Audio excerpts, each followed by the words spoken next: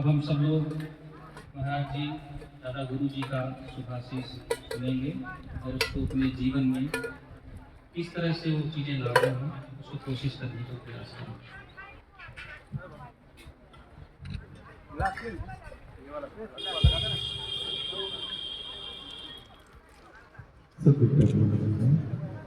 जय ओम जय ओम जय ओम। सुनिए स्पष्ट आवाज आ रही। जय ओम जय ओम जय ओम। माँ को आवाज देते ना। जय ओम जय ओम जय ओम माँ।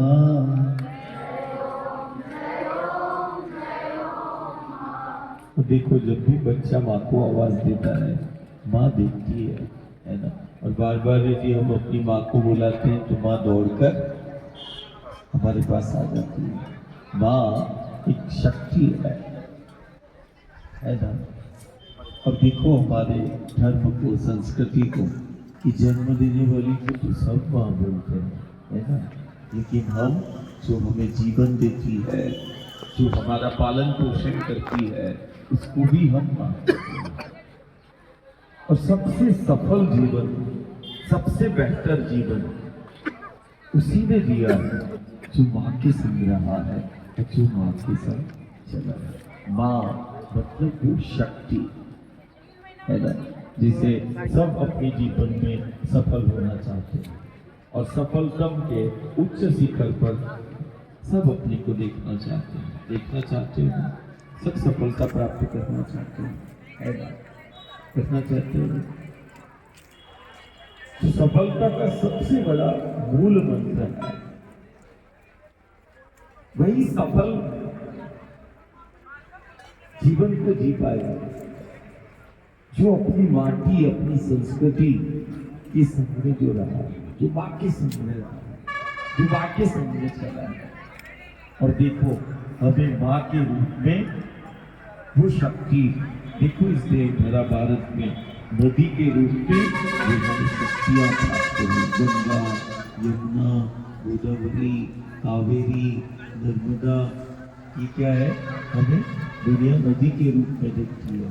हम इसको क्या बोलते हैं हम माँ बोलते हैं। नदी के रूप में हमें वो शक्तियाँ प्राप्त है और ये वही शक्तियाँ हैं जो सिर्फ जीवन को ही प्रदान नहीं करती एक सबसे बेहतर और सबसे सुरक्षित जीवन कि वो सूत्र भी इसी गंगा नर्मदा के पथ पर हमें मिलते हैं। पूरी एकाग्रता के साथ जो माँ के संग राधे को अपन धरती को माटी को भी क्या मानते हैं माँ बोलते हैं। जोर से बोलो। और खासकर इस अवस्था में हम बार बार याद करते हैं भूल जाते हैं है ना। स्मरण शक्ति जिसकी जितनी दृढ़ होगी वो उतना सफल हो जाएगा। तो स्मरण शक्ति को बढ़ाने के लिए आप अपने माटी का जो स्पर्श होता है ना मातृभूमि का माटी का है ना जो माटी को रोज नमन करता है जो माटी का स्पर्श करता है इस देव धरा का इस माटी का ये दुनिया की वो असाधारण माटी है जिसका स्पर्श करने से देवत्व प्रकट होता है। स्मरण शक्ति कहते ना स्मरण शक्ति हमारी जितनी तेज होगी उतना हम सफलता में या जो भी हम लक्ष्य को हम प्राप्त करना चाहते हैं वो उसमें एक आधार बन जाएगा। तो अपनी माटी से जुड़ना।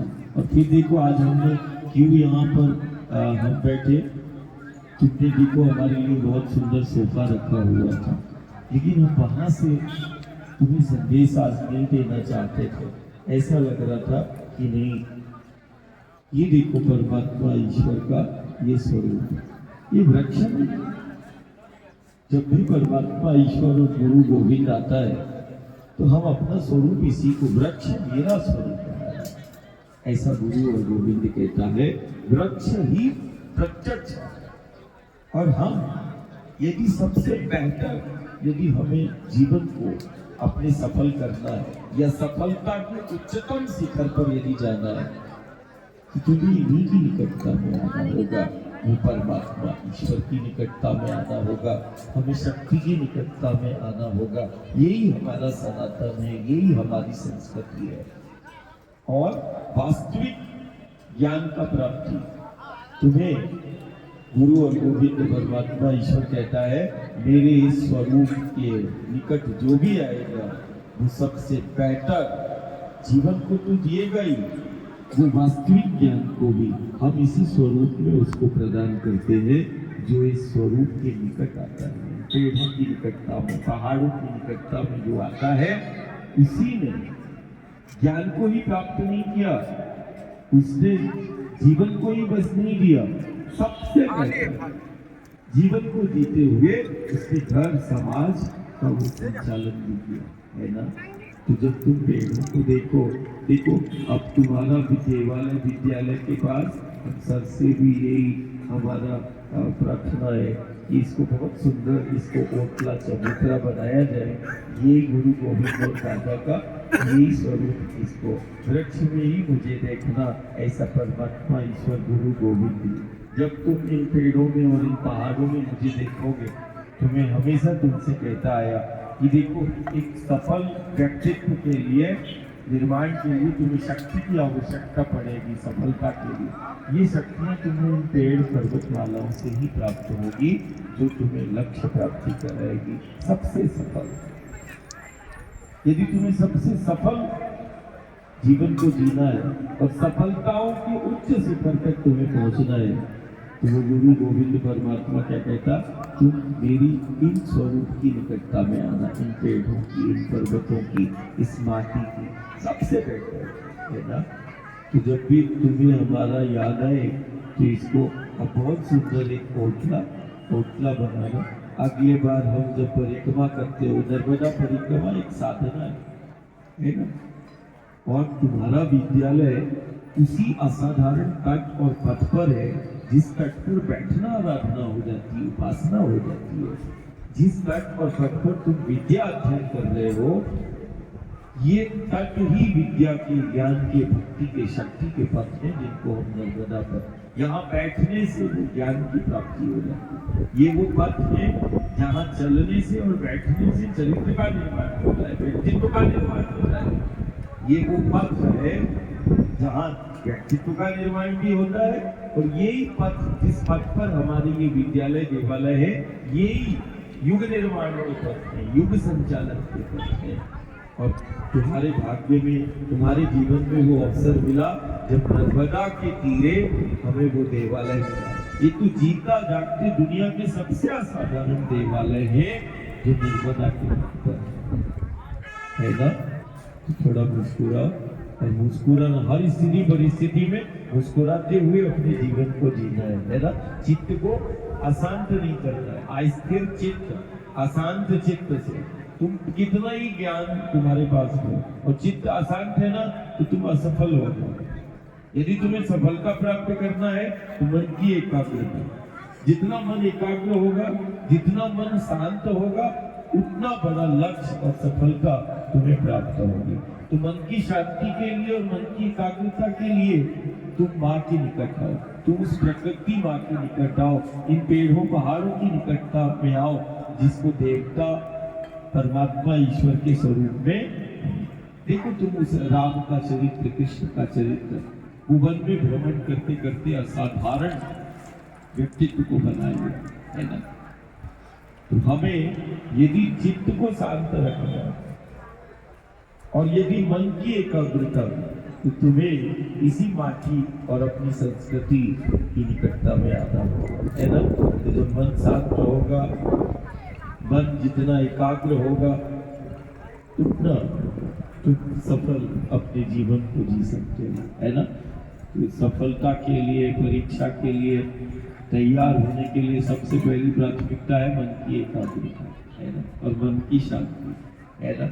आज देखो, राष्ट्र का नेतृत्व करने वाला ऐसा ही एक बालक जो गंगा के पथ, यमुना के पथ, सरयू के पथ पे चला आज देखो वो अपनी माटी संस्कृति की जीवंतता वैश्विक स्तर पर तो वो रख रहे हैं। देश के प्रधानमंत्री का नाम क्या है? नरेंद्र मोदी। एक ऐसा व्यक्तित्व जो अपने बच्चों से मन की बात करता है ना। आज सब लगता है मन की बात सुन रहे होंगे, है ना।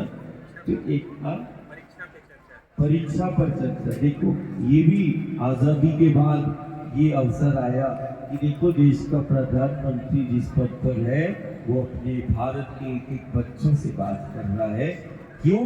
कारण वो हर एक का सपना है, माता पिता गुरु का भी, साधु का, संत का, ध्यानी ज्ञानी का भी, और राष्ट्र के नेतृत्व करने वाला हो या प्रदेश का नेतृत्व करने वाला हो, सबका एक ही लक्ष्य बना है कि भारत के बच्चे वैश्विक स्तर पर अपने सनातन संस्कृति की जीवंतता को भी रखें और दुनिया में सबसे बेहतर जीवन और सबसे सुरक्षित जीवन यदि कोई तलाश करता हुआ जब हमारे भारत में आए और जब अपने जीवन को देखे तो वो उसे अपनी माटी और अपनी संस्कृति से अपना प्रेम हो जाए और सबसे सफल जीवन तो जीवन। तो आज यही सबसे बड़ा कि मन की शांति और मन की एकाग्रता के लिए तुम्हें माँ के समीप, शक्ति के समीप रहना है।